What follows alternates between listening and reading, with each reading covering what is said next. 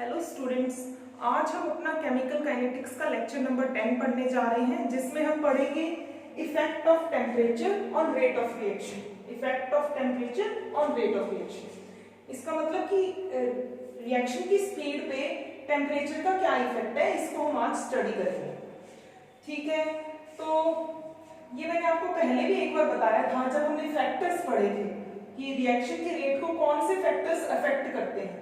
तो उसमें हमने टेम्परेचर का इफेक्ट भी पढ़ा था, वहां पे हमने डिटेल में नहीं पढ़ा था, आज हम इसको डिटेल में पढ़ेंगे। वहां पे हमने एक बात पढ़ी थी कि टेम्परेचर, अगर हम किसी रिएक्शन में टेम्परेचर को 10 डिग्री सेल्सियस बढ़ा देते हैं तो उस केस में उसका जो रेट है वो नियरली डबल हो जाता है। ठीक है, कि रेट ऑफ रिएक्शन जो है वो नियर अबाउट डबल हो जाता है किसी भी रिएक्शन का जब हम 10 डिग्री सेल्सियस टेम्परेचर जो है वो इंक्रीज कर देते हैं, बढ़ा देते हैं। ठीक है, तो हमारे पास एक टर्म है टेम्परेचर कोफिशिएंट। टेम्परेचर कोफिशिएंट क्या होता है? रेट कांस्टेंट, किसी रिएक्शन का rate constant T + 10 degree Celsius पे डिवाइड में किसी रिएक्शन का rate constant T degree Celsius पे। ठीक है, देखो इसकी जो वैल्यू आती है नियर अबाउट 2 या 3 आती है। मोस्ट ऑफ द रिएक्शंस के केस में 2 आती है या फिर कुछ रिएक्शन के केस में 3, 2 to 3 इसकी वैल्यू आती है टेम्परेचर कोफिशिएंट की। देखो यहाँ पे जो रेट कांस्टेंट है, अगर रेट ऑफ रिएक्शन बढ़ता है तो रेट कांस्टेंट भी बढ़ जाता है।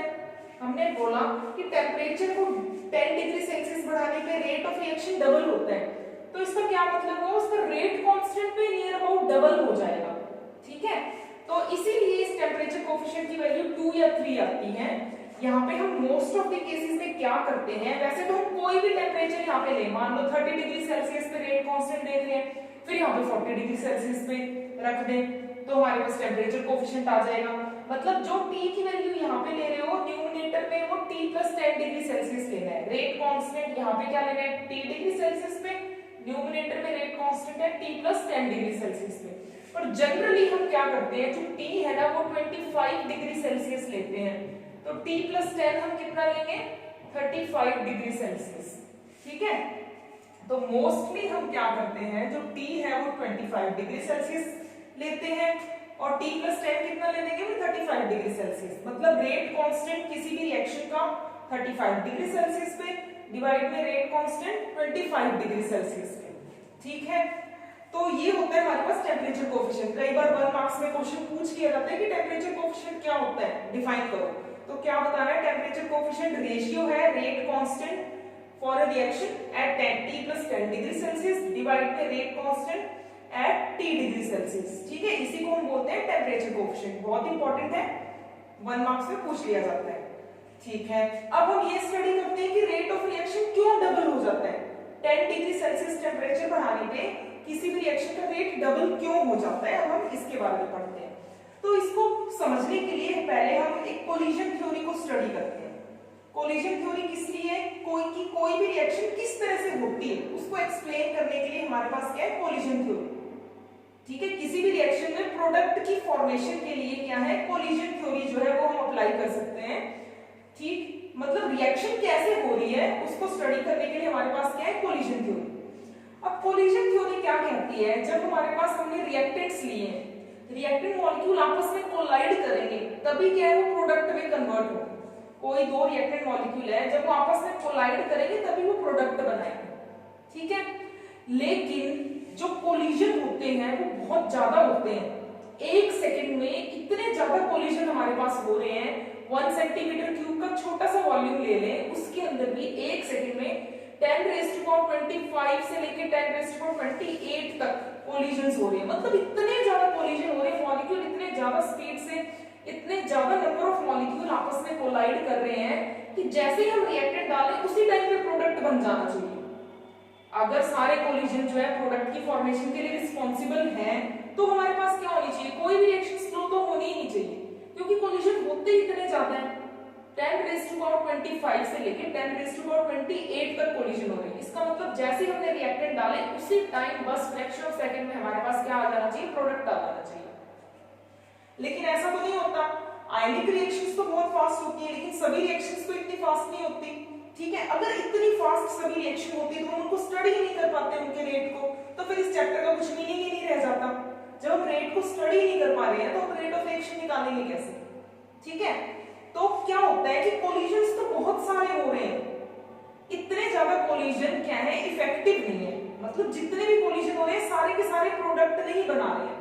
अगर सारे के सारे कोलिजन प्रोडक्ट बनाते तो रिएक्शन जो है चुटकी बजाने से भी पहले हो जाती, फ्रैक्शन ऑफ सेकंड में हो जाती, अगर सारे कोलिजन इफेक्टिव होते तो। ठीक है, तो कोलिजन से प्रोडक्ट बन रहे हैं ठीक है, लेकिन जितने भी कोलिजन हो रहे हैं वो इफेक्टिव नहीं है, उनमें से कुछ ही कोलिजन इफेक्टिव है। ठीक है, तो आपने क्या बताना है, according to collision theory collision reactant के कोलिजन से प्रोडक्ट बन रहे हैं, लेकिन सभी के सभी कोलिजन जो है वो इफेक्टिव नहीं है। ठीक है, तो इफेक्टिव कोलिजन कौन से हैं? इफेक्टिव कोलिजन के लिए हमें दो बैरियर जो है वो क्रॉस करने पड़ेंगे, मतलब रिएक्टेंट मॉलिक्यूल्स को दो बैरियर क्रॉस करने पड़ेंगे। जो रिएक्टेंट मॉलिक्यूल्स दोनों बैरियर क्रॉस कर लेंगे वही क्या है, इफेक्टिव कोलिजन कर पाएंगे। एक तो है ओरिएंटेशन बैरियर और एक है एनर्जी बैरियर। ठीक है, तो हमने एक रिएक्शन ले लेते हैं हम यहाँ पे A2 + B2, इससे 2AB बन रहा है। ठीक है, ये हमने एक जनरल रिएक्शन ले ली। अब हमने क्या कहा है कि जब रिएक्टेंट मॉलिक्यूल आपस में कोलाइड करेंगे तभी प्रोडक्ट बनेंगे, लेकिन कोलिजन तो बहुत ज्यादा हो रहे हैं, फिर भी हर रिएक्शन इतनी फास्ट तो नहीं है, इसका मतलब सभी के सभी कोलिजन इफेक्टिव नहीं है। इफेक्टिव कोलिजन कौन से हैं? जिसमें रिएक्टेंट मॉलिक्यूल इन दोनों बैरियर को क्रॉस कर ले। एक तो है ओरिएंटेशन बैरियर, एक है एनर्जी बैरियर। अब ओरिएंटेशन बैरियर को समझने के लिए हमने यहाँ पे एक रिएक्शन ली हुई है, A2 + B2 जो है 2AB बना रहा है। ठीक है, जैसे H2 + I2 2HI बना रहे हैं, इस तरह से हमने एक जनरल रिएक्शन ले ली है। अब इसमें क्या होता है, A2 और B2 मॉलिक्यूल जो है, ये A2 का मॉलिक्यूल हमने ड्रॉ कर दिया, ये B2 का मॉलिक्यूल ड्रॉ कर दिया, दोनों क्या है, रिएक्टेंट्स। ठीक है, आपस में एक प्रॉपर ओरिएंटेशन से ये कोलाइड कर रहे हैं, मतलब इस तरह से अगर कोलाइड करेंगे आमने सामने तभी वहां पे क्या है, AB की फॉर्मेशन हो रही है। देखो ये वाला A B के साथ और ये वाला A इस B के साथ बॉन्ड बना रहा है, और आपस में इनके बॉन्ड जो है यहाँ से ये वाले बॉन्ड ब्रेक हो गए। देखो ये वाला बॉन्ड जो है इनका ये ब्रेक हो गया और नया बॉन्ड जो है वो क्या है, इनका फॉर्म हो गया। ठीक है, तो हम क्या कह सकते हैं, अगर ये इसी ओरिएंटेशन में कोलाइड करेंगे तब तो प्रोडक्ट बनेगा, लेकिन अगर मान लो ये इस तरह से कोलाइड कर जाते, A और इधर B इस तरह से कोलाइड करते ऐसे आमने सामने, तब क्या प्रोडक्ट की फॉर्मेशन नहीं होती। ठीक है, मतलब प्रॉपर ओरिएंटेशन में ही इनको कोलाइड करना पड़ेगा तभी प्रोडक्ट की फॉर्मेशन होगी। ठीक है, ये आमने सामने बिल्कुल प्रॉपर सही तरीके से कोलाइड करेंगे, हेड ऑन कोलिजनिंग में हो रहा है, तब जाके क्या प्रोडक्ट बन रहा है। अगर ये थोड़ा सा भी क्या एंगल भी इनका इस तरह टिल्ट हो गया, B मॉलिक्यूल ऐसे सीधा नहीं है, इस तरह टिल्ट हो गया, तब भी प्रोडक्ट की फॉर्मेशन नहीं होगी। मतलब हम क्या कह सकते हैं कि एक प्रॉपर ओरिएंटेशन होनी ही चाहिए प्रोडक्ट की फॉर्मेशन के लिए। ठीक है, ताकि जो इनके पास पहले से बॉन्ड है वो ब्रेक हो पाए और नए बॉन्ड बन पाए। ठीक है, रिएक्टेंट मॉलिक्यूल के बॉन्ड जो है ब्रेक हो पाए और प्रोडक्ट बनाने के लिए नए बॉन्ड्स फॉर्म हो पाए, उसके लिए इनको एक प्रॉपर ओरिएंटेशन में कोलाइड करना पड़ेगा। तो बहुत सारे कोलिजन्स होते हैं, उसमें से कुछ कोलिजन तो प्रॉपर ओरिएंटेशन में होते हैं, कुछ नहीं होते। जो प्रॉपर ओरिएंटेशन में कोलिजन होएंगे वही प्रोडक्ट जो है बना पाएंगे। ठीक है, उसके बाद हमारे पास सेकंड बैरियर है एनर्जी बैरियर। अब एनर्जी बैरियर में क्या कह रहा है ये कि जो कोलिजन थ्योरी क्या कहती है इसमें कि कोलाइडिंग मॉलिक्यूल्स के पास कुछ ना कुछ एनर्जी होनी चाहिए, थ्रेशोल्ड एनर्जी के बराबर। मतलब वही कोलाइडिंग मॉलिक्यूल्स जो है प्रोडक्ट की फॉर्मेशन के लिए रिस्पॉन्सिबल होंगे जिनके पास एक मिनिमम अमाउंट ऑफ एनर्जी होगी जो थ्रेशोल्ड एनर्जी के बराबर हो या उससे ज्यादा हो। ठीक है, जिन कोलाइडिंग मॉलिक्यूल के पास थ्रेशोल्ड एनर्जी से कम एनर्जी होगी वो प्रोडक्ट नहीं बना पाएंगे। एक तो प्रॉपर ओरिएंटेशन होनी चाहिए, साथ ही साथ प्रॉपर एनर्जी से वो कोलाइड करें, प्रॉपर ओरिएंटेशन में कोलाइड करें और प्रॉपर एनर्जी के साथ कोलाइड करें, तभी वो कोलिजन इफेक्टिव होगा।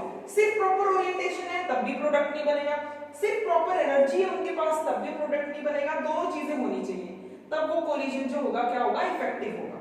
ठीक है, तो कोलाइडिंग मॉलिक्यूल के पास कम से कम थ्रेशोल्ड एनर्जी के बराबर एनर्जी या उससे ज्यादा एनर्जी होनी चाहिए। ठीक है, थ्रेशोल्ड एनर्जी से कुछ ना कुछ ज्यादा एनर्जी होनी चाहिए कोलाइडिंग मॉलिक्यूल के पास, तब जाके जो है वो प्रोडक्ट फॉर्म कर पाएंगे। तो कोलिजन थ्योरी क्या कहती है कि जो कोलाइडिंग मॉलिक्यूल उनकी प्रॉपर ओरिएंटेशन भी होनी चाहिए और उनके पास एक प्रॉपर एनर्जी भी होनी चाहिए जिसको हम थ्रेशोल्ड एनर्जी बोलते हैं।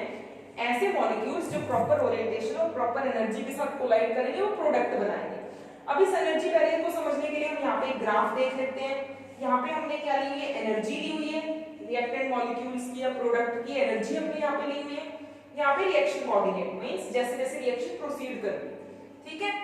अब देखो जो हमारे पास रिएक्टेंट है, मान लो उनकी एनर्जी इतनी है, इस पॉइंट के बराबर एनर्जी हमारे पास रिएक्टेंट की, इसको हमने ER से डिनोट कर लिया, ठीक है। अब रिएक्टेंट जब प्रोडक्ट में कन्वर्ट होते हैं उससे पहले उनकी एक ट्रांजिशन स्टेट आती है। रिएक्टेंट को प्रोडक्ट में कन्वर्ट होने से पहले एक ट्रांजिशन स्टेट से गुजरना पड़ता है, मतलब पहले रिएक्टेंट जो है ट्रांजिशन स्टेट में बदलेंगे फिर वो प्रोडक्ट में चेंज होंगे। तो पहले रिएक्टेंट को किस में से पास होना है, ट्रांजिशन स्टेट में से पास होना बहुत जरूरी है, उसके बाद ही प्रोडक्ट बन पाएगा, ठीक है। जरूरी नहीं है कि प्रोडक्ट की एनर्जी जो है ये रिएक्टेंट से हमेशा कम ही हो, रिएक्टेंट से ज्यादा भी हो सकती है, वो इस पे डिपेंड करता है कि हमारी रिएक्शन एक्सोथर्मिक है या एंडोथर्मिक है।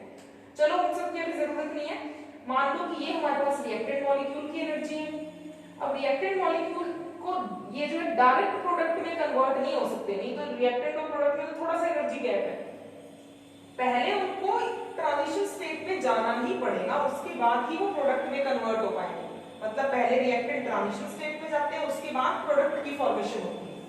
अब ट्रांजिशन स्टेट में जाने के लिए उनको कुछ एनर्जी चाहिए, क्योंकि ट्रांजिशन स्टेट की एनर्जी इतनी ज्यादा है, ठीक है। अब इतनी एनर्जी जो है रिएक्टेंट मॉलिक्यूल के पास पहले से ही है, देखो ये वाली जो एनर्जी है जिसको हमने ER लिखा है, रिएक्टेंट की एनर्जी, ये रिएक्टेंट के पास पहले से ही है, लेकिन ट्रांजिशन स्टेट में पहुंचने के लिए उनको इतनी एनर्जी और चाहिए। ER के बाद ये जो है EA जिसपे हमने लिखा हुआ है, इतनी एनर्जी उनको और चाहिए। और ये जो टोटल एनर्जी है यहाँ बेस से लेके इस पॉइंट तक ट्रांजिशन स्टेट की एनर्जी तक, ये जो टोटल एनर्जी इसको हम बोलते हैं थ्रेशोल्ड एनर्जी। तो ये तो देखो रिएक्टेंट मॉलिक्यूल के पास कुछ ना कुछ एनर्जी पहले से ही है, इतनी एनर्जी इनको और चाहिए। जब इतनी एनर्जी इनको और मिल जाएगी तो जो टोटल एनर्जी हो जाएगी रिएक्टेंट मॉलिक्यूल की वो थ्रेशोल्ड एनर्जी के बराबर हो जाएगी, क्योंकि ट्रांजिशन स्टेट की जो एनर्जी है बेस से लेके यहाँ तक वो क्या है, थ्रेशोल्ड एनर्जी के बराबर है। तो हमने क्या कहा था, कौन से कोलिजन इफेक्टिव होंगे जिनके पास कितनी एनर्जी होगी, थ्रेशोल्ड एनर्जी या इससे ज्यादा एनर्जी होगी। तो कुछ एनर्जी पहले से ही है, अब थ्रेशोल्ड एनर्जी तक पहुंचने के लिए इतनी एक्स्ट्रा एनर्जी और चाहिए रिएक्टेंट मॉलिक्यूल को, तो इस एनर्जी को हम बोलते हैं एक्टिवेशन एनर्जी। कुछ एनर्जी पहले से ही है, लेकिन हमें कितनी एनर्जी तक पहुंचना है, थ्रेशोल्ड एनर्जी तक पहुंचना है, जो ट्रांजिशन स्टेट की एनर्जी है। अब थ्रेशोल्ड एनर्जी तक पहुंचने के लिए इतनी एक्स्ट्रा एनर्जी इनको चाहिए, ठीक है, कुछ पहले से ही थी, कुछ एक्स्ट्रा चाहिए। ये जो एक्स्ट्रा एनर्जी चाहिए रिएक्टेंट मॉलिक्यूल को ताकि इनकी एनर्जी थ्रेशोल्ड एनर्जी के बराबर हो जाए, इस एक्स्ट्रा अमाउंट ऑफ एनर्जी को हम बोलते हैं एक्टिवेशन एनर्जी, EA जिसको लिखा हुआ है, और ये हमने यहाँ पे EP लिखा है प्रोडक्ट की एनर्जी, ठीक है। तो इसका मतलब एनर्जी बैरियर को क्रॉस करने के लिए हमें रिएक्टेंट मॉलिक्यूल को कितनी एनर्जी देनी पड़ेगी, जो पहले से ही है वो तो हमें नहीं देनी, हमें तो बस ये एक्स्ट्रा एनर्जी देनी है ताकि इनकी एनर्जी थ्रेशोल्ड एनर्जी के बराबर हो जाए, ठीक है। तो जो एक्स्ट्रा एनर्जी देनी है उसको हम क्या बोलते हैं, एक्टिवेशन एनर्जी। तो एक्टिवेशन एनर्जी किसके बराबर है, ये जो टोटल थ्रेशोल्ड एनर्जी है इसमें से रिएक्टेंट की एनर्जी को माइनस कर दें, तो ये जो एक्स्ट्रा एनर्जी क्या आ जाएगी, एक्टिवेशन एनर्जी। तो एक्टिवेशन एनर्जी किसकी इक्वल होगी, टोटल थ्रेशोल्ड एनर्जी में से रिएक्टेंट के पास पहले से जो एनर्जी है उसको माइनस कर दे, तो हमारे पास एक्टिवेशन एनर्जी आ जाती है। तो हम क्या लिख सकते हैं, EA is equal to E threshold energy minus में एनर्जी ऑफ रिएक्टेंट, ठीक है। तो हम इसको डिफाइन भी कर सकते हैं, एक्टिवेशन एनर्जी क्या होती है, देखो यहाँ पे डेफिनेशन लिखी है, तो हम क्या कह सकते हैं, activation energy is the extra amount of energy that must be provided to reactant molecule so that their energy becomes equal to threshold energy, ठीक है।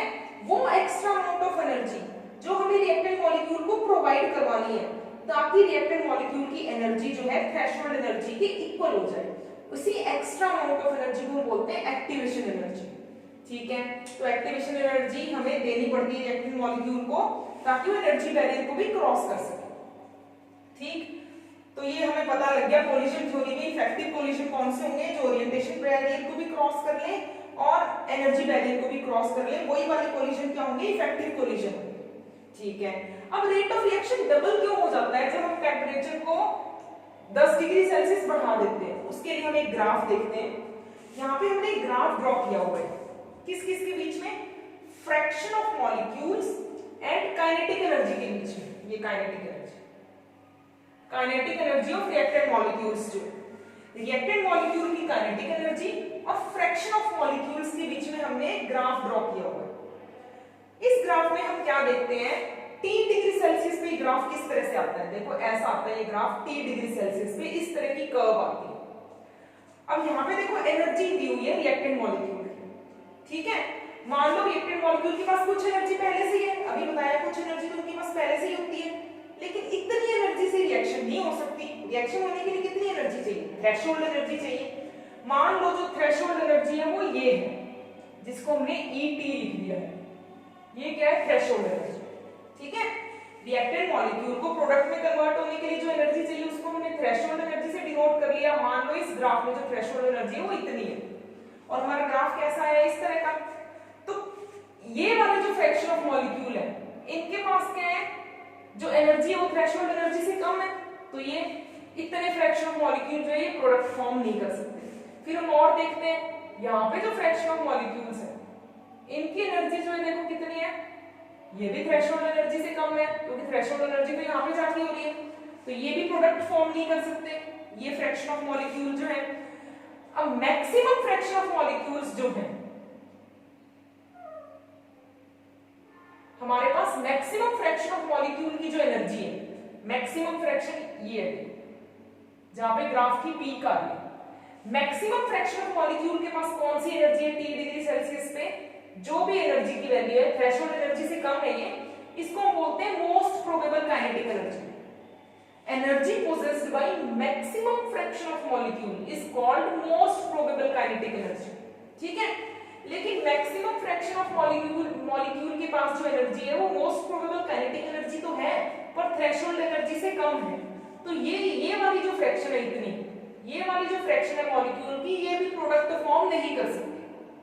फिर हम आगे चलते हैं, यहां पे जाके ये जो फ्रैक्शन है मॉलिक्यूल की, इनकी एनर्जी जो है थ्रेशोल्ड एनर्जी के बराबर होती है, क्योंकि थ्रेशोल्ड एनर्जी का पॉइंट हमने यहां लगाया है, तो इसके कॉरस्पॉन्डिंग जो फ्रैक्शन ऑफ मॉलिक्यूल्स होंगे वही क्या करेंगे, जो है प्रोडक्ट की फॉर्मेशन के लिए रिस्पॉन्सिबल होंगे, मतलब इससे आगे आगे जो फ्रैक्शन ऑफ मॉलिक्यूल्स आएंगे, ठीक है। अब देखो ये वाली जो फ्रैक्शन ऑफ मॉलिक्यूल्स है इनकी एनर्जी थ्रेशोल्ड एनर्जी से ज्यादा है, तो ये प्रोडक्ट फॉर्म कर सकते हैं।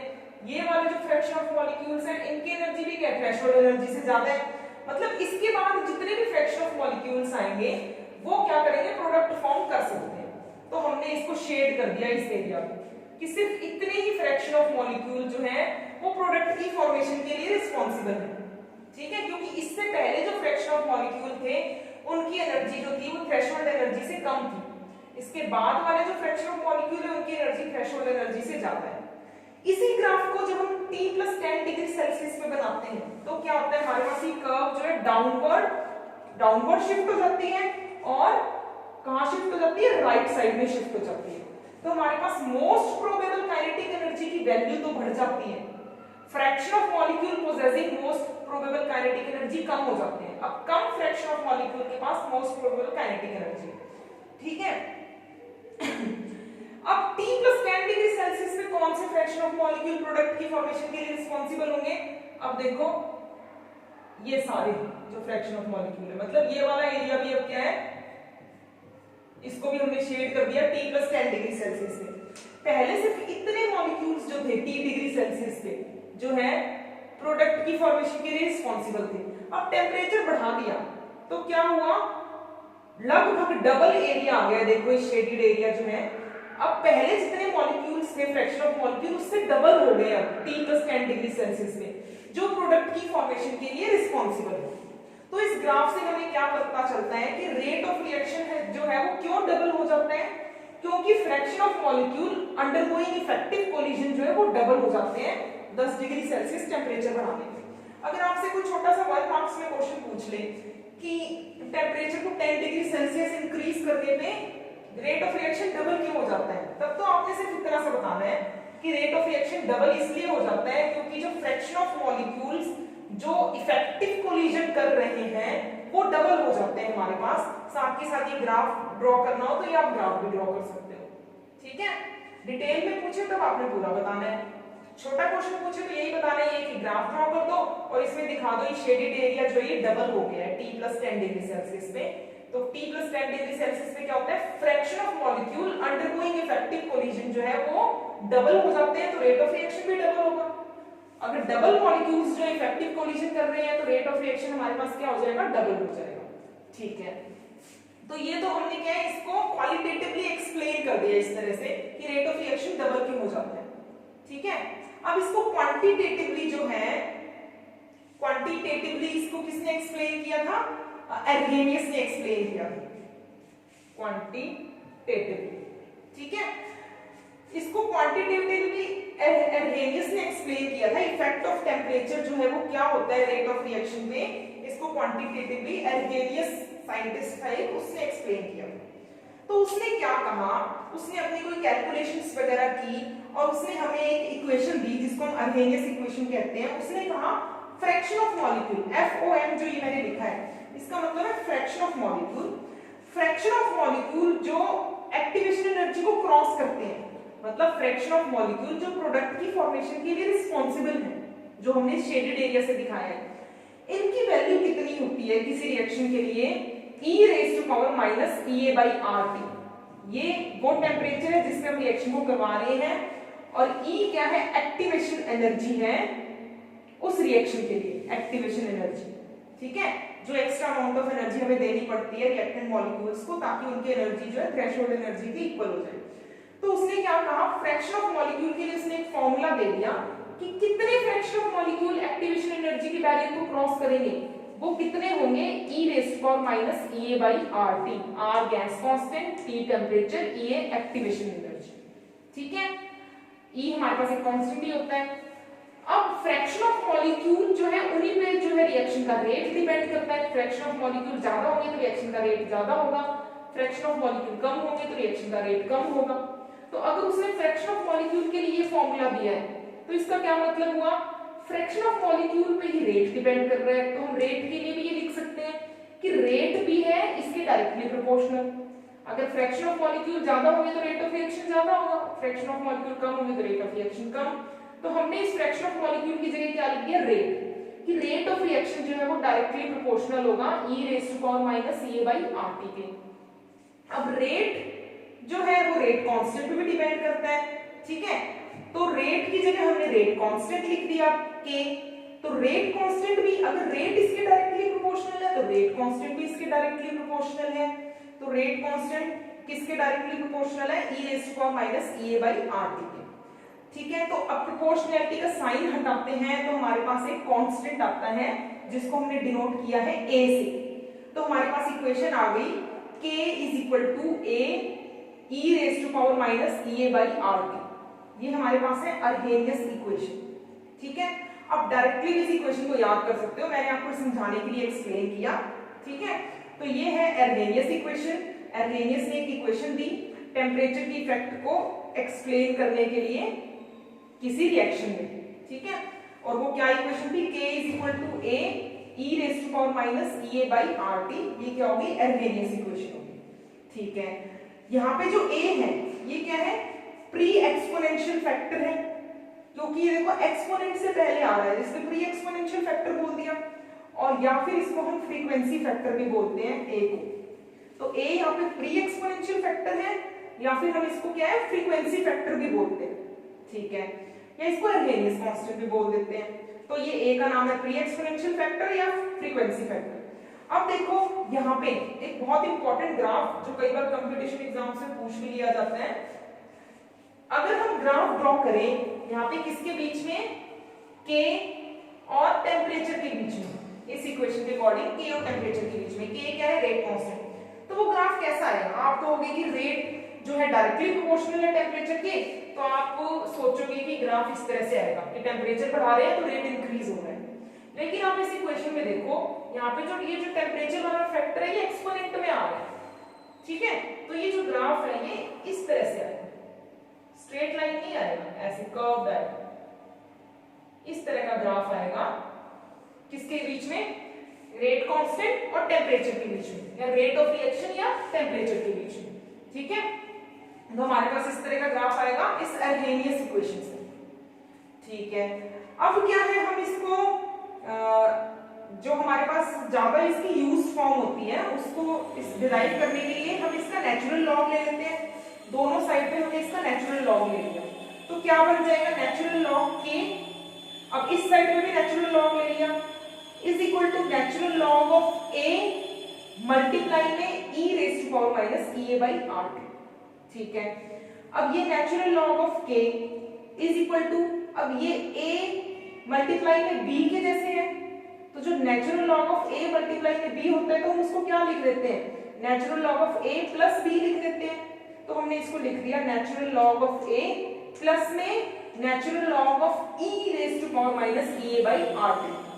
बस मैथमेटिकली सॉल्व कर रहे हैं, दोनों साइड पे नेचुरल लॉग ले लिया इसका। अब देखो, अब क्या लिखते हैं इसको? Natural log of k, natural log of a as it is. अब देखो इस ये जो नेचुरल लॉग ऑफ e है इसके पावर में e raise to power minus E A divide में rt है। ठीक है, e raise to power minus EA by rt, तो ये जो पावर है ये आगे आ जाती है। अब पावर क्या है? नेगेटिव। ठीक है, तो ये आगे आ गया माइनस ईए बाई rt। फिर हमें क्या करना है? नेचुरल लॉग ऑफ e लेना है। तो नेचुरल लॉग ऑफ e का क्या मतलब है? Log base e of e, और log base e of e क्या होता है? 1। मतलब ये वाला जो फैक्टर है ना ये हमारे पास हो जाएगा 1। ठीक है, तो हमारे पास इक्वेशन क्या आ गई? Natural log of k is equal to natural log of a minus में e बाई rt रहेगी, क्योंकि ये जो फैक्टर है ये क्या हो गया? 1। ठीक है, तो अब इसको हम लिख लेते हैं दोबारा से।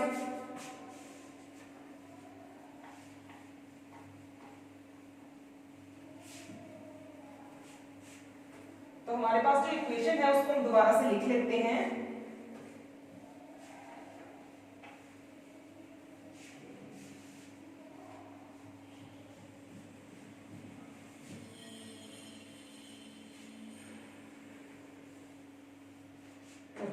इस इक्वेशन को हम दोबारा से लिख लेते हैं। अब natural log of k is equal to natural log of a minus में ईए बाई rt। ठीक है, क्योंकि log base e of e जो होता है वो क्या हो जाता है? 1 हो जाता है। नेचुरल लॉग को हम लॉग बेस e भी बोलते हैं। ठीक है, तो ये हमारे पास क्या है? एक इक्वेशन आ गई। लेकिन जो मोर यूज्ड फॉर्म होती है, हम क्या है लॉग टेबल जो देखते हैं वो किस में देखते हैं? लॉग बेस 10 में देखते हैं। तो हम इसको लॉग बेस 10 में कन्वर्ट कर लेते हैं। लॉग बेस 10 में कन्वर्ट करने के लिए आपको पता है क्या करना है? हमें जहां जहां नेचुरल लॉग है वहां 2.303 से मल्टीप्लाई कर देना है। ठीक है, तो हम यहाँ पे कर देते हैं 2.303, इससे मल्टीप्लाई कर दिया तो ये किस में कन्वर्ट हो गया? लॉग k में। ठीक है, इज इक्वल टू यहाँ पे भी मल्टीप्लाई कर दिया 2.303 लॉग a माइनस में ईए बाई rt। जहां नेचुरल लॉग था उसको लॉग बेस 10 में कन्वर्ट करने के लिए हमने 2.303 से मल्टीप्लाई कर दिया। अब इसको सिंपल फॉर्म में लाने के लिए हम क्या करते हैं? दोनों साइड पे 2.303 से डिवाइड कर देते हैं। ठीक है, दोनों साइड पे क्या करना है? बोथ साइड्स को 2.303 से डिवाइड करेंगे तो ये क्या हो जाएगा? 2.303 से 2.303 कैंसिल, log k आ गया। इधर भी 2.303 से डिवाइड कर देंगे तो क्या आ जाएगा? log a आ जाएगा। माइनस में इधर क्या आ जाएगा? ea डिवाइड में 2.303 rt। ये हमारे पास क्या है? जो इसकी मोर यूज्ड फॉर्म है अर्हेनियस इक्वेशन की, वो आ गई। अब हमें ग्राफ ड्रॉ करना है, तो इस इक्वेशन को हमने किस फॉर्म में लिखना है? y is equal to mx, y is equal to mx plus c। इस फॉर्म में हमें इसको लिखना है, जो हमारे पास मैथमेटिकल इक्वेशन होती है। हमें ग्राफ किस किस के बीच में चाहिए? टेम्परेचर और रेट के बीच में चाहिए। रेट मींस यहाँ पे हमें log k के बीच में ग्राफ ड्रॉ करना है, log k, और टेम्परेचर वाला ये क्या है? ये रहा 1/t, मतलब हमें यहाँ कुछ नहीं है तो हम 1 बोल सकते हैं। तो 1/t और log k के बीच में ग्राफ ड्रॉ करना है, मतलब हमारा जो x है वो क्या बनेगा? 1/t, और जो y है वो क्या बनेगा? log k। ठीक है, तो हम इस इक्वेशन को लिख देते हैं log k is equal to इस फैक्टर को आगे लेंगे mx, ठीक है, तो ये क्या आ जाएगा माइनस ये डिवाइड में 2.303 r, ठीक है, मल्टीप्लाई इसको 1/t लिख सकते हैं, x आपको अलग से क्लियरली दिख जाए इसलिए, अदरवाइज साथ में लिख दो कोई दिक्कत नहीं है। प्लस में c की जगह क्या है log a, ठीक है, तो हमारे पास y तो क्या है ये log k है, x क्या है हमारे पास 1/t है, m की जगह क्या है हमारे पास ये वाला पूरा फैक्टर है m, ठीक है, और c की जगह हमारे पास क्या है log a जो कि क्या होता है इंटरसेप्ट विद y एक्सिस। अब नेगेटिव स्लोप है तो ग्राफ कैसा आएगा, ग्राफ हम किस किस के बीच में ड्रॉ कर रहे हैं log k, क्योंकि हमें रेट पे क्या इफेक्ट पड़ता है टेम्परेचर का, इसको स्टडी करना है, तो हमने टेम्परेचर और रेट के लिए जो है रेट कांस्टेंट इन दोनों के बीच में ग्राफ ड्रॉ किया है log k और 1/t के बीच में। नेगेटिव स्लोप है तो ग्राफ जो है इस तरह का आता है, पॉजिटिव स्लोप हो तो ऐसे होता है। अब ये वाला जो पूरा है ये क्या है इंटरसेप्ट हो गया, जो कि क्या होगा log a के बराबर होगा। a क्या है हमारे पास फ्रीक्वेंसी फैक्टर जो है, ठीक है। अब यहाँ पे स्लोप क्या आएगा, देखो अब तक आपको पता लग ही गया होगा, हमने इस तरह के कई ग्राफ ड्रॉ कर लिए हैं। स्लोप जो है माइनस EA बाई RT के बराबर है, T पता है और R हमको पता है गैस कांस्टेंट होता है, T अगर हमें पता हो कौन से टेम्परेचर पे रिएक्शन कर रहे हैं और हम स्लोप निकाल लें tan थीटा से, तो हम एक्टिवेशन एनर्जी की वैल्यू कैलकुलेट कर सकते हैं, ठीक है, क्योंकि स्लोप किसके इक्वल है माइनस EA डिवाइड में 2.303 RT, इसके इक्वल है स्लोप, ठीक है। तो ये ग्राफ बहुत इंपॉर्टेंट है और बहुत इजी, बस हमने इक्वेशन जो है ये डिराइव करके और इससे ग्राफ बनाना, ठीक है। ये ग्राफ आपको समझ आ गया, तो इससे क्या है हम इफेक्ट ऑफ टेम्परेचर को स्टडी करते हैं जो आगे इसने बताया। अब क्या है कुछ एक न्यूमेरिकल सॉल्व करने के लिए मैं आपको इसकी और जो है इक्वेशन जो है वो बताती हूँ, मैं मिटा दूं इसको,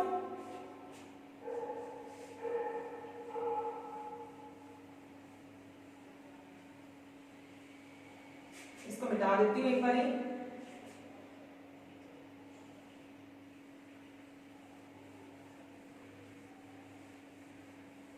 चलो ये वाली इक्वेशन हम लेके चलते हैं, ठीक है, ये हमारे पास जो इक्वेशन है ये इक्वेशन हम लेके चलते हैं।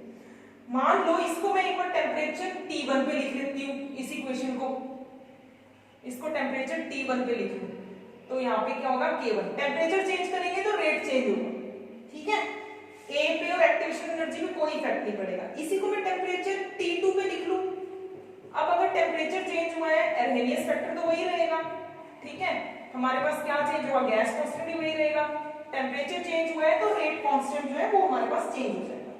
अब अगर मैं इक्वेशन इसको 1 मान लूं और इसको इक्वेशन 2 मान लूं, तो इक्वेशन 2 माइनस 1 अगर मैं करूं तो क्या आएगा natural log of K2 minus के natural log of K1 is equal to, ये हमारे पास क्या आ जाएगा, देखो यहाँ पे ये जो है ये तो कैंसिल ही हो जाएंगे, natural log of A minus में नेचुरल लॉग ऑफ A करेंगे, ये कैंसिल हो जाएंगे, 2 में से 1 माइनस कर रहे हैं, ठीक है। फिर हमारे पास यहाँ पे क्या आ जाएगा, माइनस में 2 में से 1 माइनस कर रहे हैं, माइनस में EA by R T2 minus में minus of EA by R T1, ठीक है, ये देखो इसमें से ये माइनस कर रहे हैं, तो ये माइनस माइनस क्या हो गया हमारे पास प्लस हो जाएगा, तो इसको ऐसे लिख दूं, ये इक्वेशन 2 में से इक्वेशन 1 को सिर्फ माइनस कर रहे हैं, मैथमेटिकली सॉल्व कर रहे हैं, तो हमारे पास ये आ गया, ठीक है। अब इसको क्या लिख सकती हूँ, natural log of K2 minus natural log of K1, इसको लिख सकते हैं natural log of K2 divide में K1, ठीक है। अब इसको मैं क्या लिख दूं, EA अपॉन में R T1 minus EA upon में R T2, ये लिख सकते हैं, ठीक है। अब इसमें कॉमन क्या आ गया हमारे पास, EA अपॉन में R जो है हमारे पास कॉमन आ रहा है, तो ये क्या हो जाएगा 1 डिवाइड में T1 माइनस 1 डिवाइड में T2, ठीक है। इसको सॉल्व करेंगे तो क्या आ जाएगा EA डिवाइड में R और एलसीएम आ गया T1 मल्टीप्लाई में T2, इधर आ जाएगा T2 माइनस T1, ये आ गया हमारे पास, ठीक है। तो हमारे पास ये वैल्यू आ गई और यहाँ पे क्या आया है natural log of K2 divide में K1, ये ऊपर चला ही आ रहा था, natural log of K2 divide में K1। लेकिन हमें अब इसको क्या करना है, log बेस 10 में कन्वर्ट करना है, ठीक है। तो जब इसको log बेस 10 में कन्वर्ट करेंगे तो हमारे पास क्या आ जाएगा, इसको बस मैथमेटिकली सॉल्व कर लेंगे तो आ जाएगा log K2 डिवाइड में K1 is equal to EA divide में 2.303 R, ठीक है, ब्रैकेट में T2 माइनस T1 डिवाइड में T1 मल्टीप्लाई में T2। बस हमने सिर्फ इसको पहले क्या है log बेस 10 में कन्वर्ट कर दिया 2.303 से मल्टीप्लाई करके, फिर दोनों साइड पे 2.303 से डिवाइड कर दिया, तो इस साइड वाला 2.303 तो कैंसिल हो जाएगा, इस साइड ये डिवाइड में आ जाएगा। सिर्फ इसको मैथमेटिकली सॉल्व किया है। इस इक्वेशन को आपने याद रखना है क्योंकि कई बार इस तरह के न्यूमेरिकल आ जाते हैं कि दो टेम्परेचर आपको दिए हैं T2 और T1, ठीक है, R की वैल्यू आपको पता ही है, गैस कांस्टेंट होता है, K2 और K1 की भी वैल्यू गिवन है, तो एक्टिवेशन एनर्जी कैलकुलेट करनी है। तो हम K2 K1 सबकी वैल्यूज पुट करके T2 T1 इनकी वैल्यूज पुट करके और एक्टिवेशन एनर्जी को कैलकुलेट कर सकते हैं, ठीक है। तो न्यूमेरिकल सॉल्व करने के लिए ये भी एक इक्वेशन है जो आपने याद रखना है।